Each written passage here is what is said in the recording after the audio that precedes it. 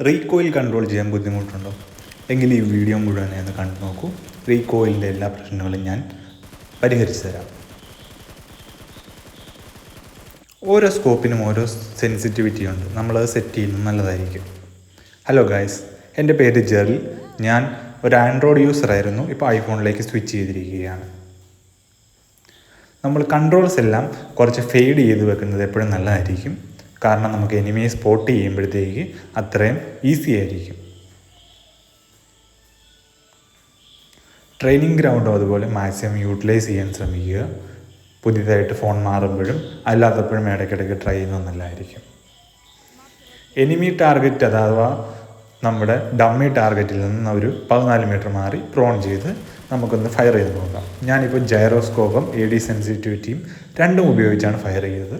ഇനി നമുക്ക് AD sensitivity 1 ആക്കിയിട്ട് ഒന്ന് ഫയർ ചെയ്ത് നോക്കാം. അപ്പോൾ നമ്മുടെ എയിം മേളിലോട്ടാണ് പോകുന്നത്. ഇനി നമുക്ക് ഒരു 50 വെച്ച് നോക്കാം. എന്നിട്ടും നമ്മുടെ ഫയർ മേളിലോട്ടാണ് പോകുന്നത്. ഉദ്ദേശം ഒരു 100-125 റേഞ്ചൊക്കെ ആകുമ്പോഴത്തേക്ക് നമ്മുടെ എയിം ഒരു ലെവലിൽ മെയിൻറ്റെയിൻ ചെയ്യുന്നതായിട്ട് നമുക്ക് കാണാൻ സാധിക്കും. ഓരോ ഫോണിനും ഓരോ സെൻസിറ്റിവിറ്റിയാണ്. അപ്പോൾ നമ്മളത് ട്രൈ ചെയ്ത് തന്നെ നോക്കണം. ഇനി അടുത്തത് ജിഗിൾ മൂവ്മെൻറ്റ് റെഡി ആവുന്നുണ്ടെന്ന് അറിയാൻ വേണ്ടി ഡമ്മീസിൻ്റെ ഇടയിലൂടെ നമ്മൾ ഓടി നോക്കുക.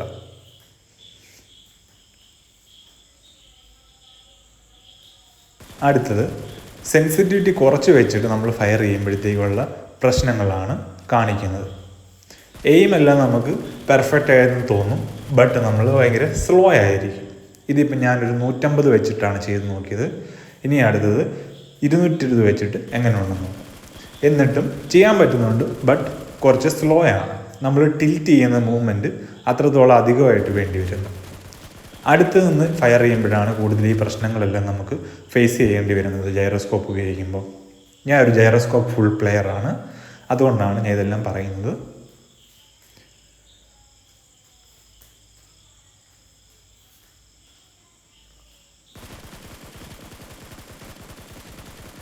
ജൈറോസ്കോപ്പ് ഉപയോഗിക്കുന്നതിന് ഒരുപാട് അഡ്വാൻറ്റേജസും ഉണ്ട്.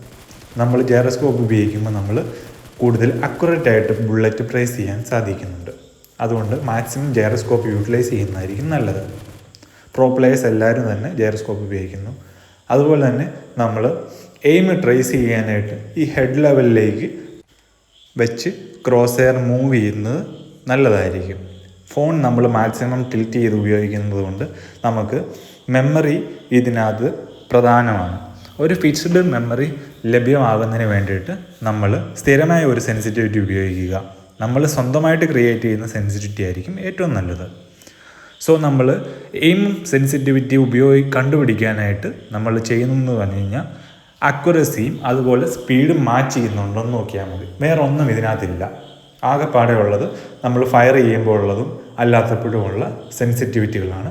ഇത് നമുക്ക് ഓരോന്നായിട്ട് സ്കോപ്പ് ഓൺ ചെയ്ത് എങ്ങനെയാണെന്ന് നോക്കാം. സ്കോപ്പ് ഓൺ ചെയ്ത് കഴിയുമ്പോഴത്തേക്ക് ഞാനിവിടെ ഉപയോഗിക്കുന്നത് അറ്റാച്ച്മെൻറ്റ്സ് ഇല്ലാതെ തന്നെയാണ് ഫയർ ചെയ്യുന്നത്.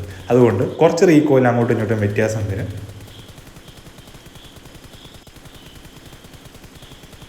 എല്ലാ സ്കോപ്പിനും നമ്മൾ ഇതുപോലെ ട്രൈ ചെയ്ത് നോക്കുക വിത്തൗട്ട് അറ്റാച്ച്മെൻറ്റ്സ്. അപ്പോൾ നമുക്ക് റീകോയിൽ കൺട്രോൾ ചെയ്യാൻ കുറച്ച് ഡിഫിക്കൽട്ടായിരിക്കും. പക്ഷേ നമ്മൾ ക്രൗച്ച് ചെയ്ത് ലോങ് ഡിസ്റ്റൻസിലേക്ക് സ്പ്രേ ചെയ്യുമ്പം കുറച്ചുകൂടെ റീകോയിൽ കൺട്രോൾ ചെയ്യാൻ എളുപ്പമായിരിക്കും. ഇനി അടുത്തത് റീകോയിൽ കൺട്രോൾ ചെയ്യുന്നത് വിത്ത് അറ്റാച്ച്മെൻറ്റ്സ് ആണ്. സ്കാറിലാണ് ഇവിടെ ഉപയോഗിക്കുന്നത്. 6Hസും 4Hസും മാറി മാറി ഉപയോഗിച്ചു.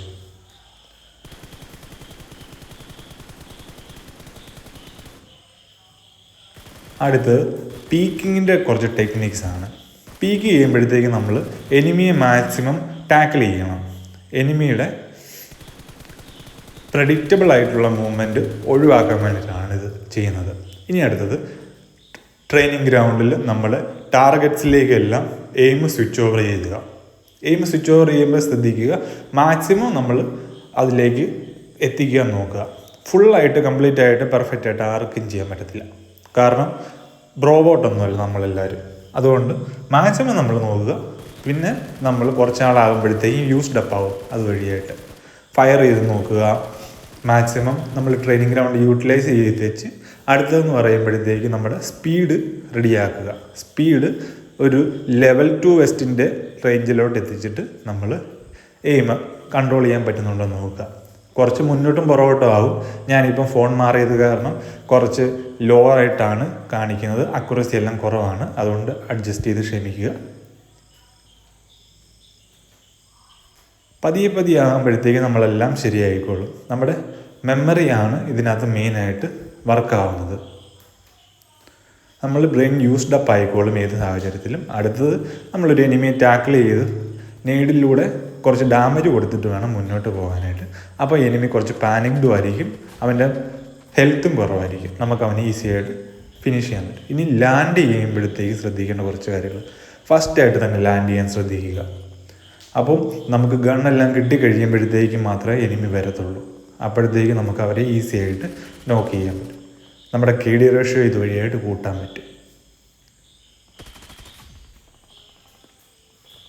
ഇനി അടുത്തത് ഒരു നീഡ് ഉപയോഗിച്ച് മാക്സിമം നമ്മൾ എല്ലാവരെയും ഫിനിഷ് ചെയ്യാൻ നോക്കുന്നതായിരിക്കും ബെറ്റർ. ലോങ് റേഞ്ചിൽ, മീഡിയം ടു ലോങ് റേഞ്ചിൽ.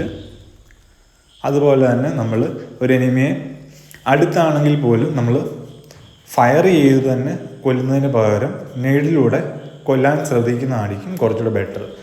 ഒന്നുകിൽ അവൻ്റെ ഹെൽത്ത് കുറച്ച് പോയിരിക്കും, അല്ലെങ്കിൽ അവൻ കുറച്ച് പാനിക് ആവുകയോ എന്തെങ്കിലും ചെയ്തിരിക്കും. ആ സമയം കൊണ്ട് നമുക്ക് അവനെ ഈസി ആയിട്ട് ഫിനിഷ് ചെയ്തെടുക്കാൻ പറ്റും. കാരണം നമുക്കും അവർക്കും എല്ലാം റീകോയിൽ കൺട്രോൾ ഒരേപോലെയാണ്. പിങ്ങും നമ്മുടെ ഗെയിമിൽ എപ്പോഴും ഒരുപോലെ ആയിരിക്കില്ല. സോ നമ്മൾ അത് ശ്രദ്ധിക്കുക. മാക്സിമം ടൈം സ്പെൻഡ് ചെയ്തിട്ട് സ്ലോ ആയിട്ട് കൊല്ലുന്നതായിരിക്കും നല്ലത്. ഹീലെല്ലാം ചെയ്ത് പതിയെ ഹെൽമെറ്റും വെസ്റ്റും ഒക്കെ എടുത്ത് ഡീസൻ്റായിട്ട് പോയി കൊല്ലുന്നതാണ് ഏറ്റവും ബെറ്റർ. ഇല്ലെങ്കിൽ നമ്മൾ 50-50 ചാൻസ് എടുക്കുന്ന പോലെ ഇരിക്കും. ഞാനിപ്പോൾ ഉപയോഗിക്കുന്നതെന്ന് പറഞ്ഞു കഴിഞ്ഞാൽ ഇയർഫോണിൻ്റെ സൗണ്ട് ഉപയോഗിച്ച് എനിമിയുടെ സൗണ്ട് ലൊക്കേറ്റ് ചെയ്തു. അതുപോലെ തന്നെ മാപ്പിൽ അവൻ്റെ ഫുട്ട് കണ്ടു. ഇനി ഞാൻ അവിടേക്ക് ഒരു നീഡ് എറിയും, അവൻ കറക്റ്റ് അവിടെ നിന്ന് തന്നെ വീഴും, നോക്കുവാകും, ഫിനിഷ് ഗിയോപ്പം കൊടുക്കും.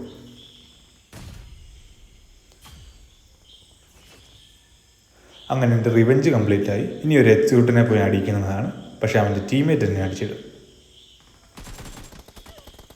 നമ്മൾ മാക്സിമം സ്ലോ മൂവ് ചെയ്യുമ്പോഴത്തേക്ക് എനിമി ഒന്ന് പ്രെഡിക്റ്റ് ചെയ്യാൻ നോക്കും. ആ സമയം കൊണ്ട് നമ്മൾ അവനെ ഫിനിഷ് ചെയ്യാൻ നോക്കുക.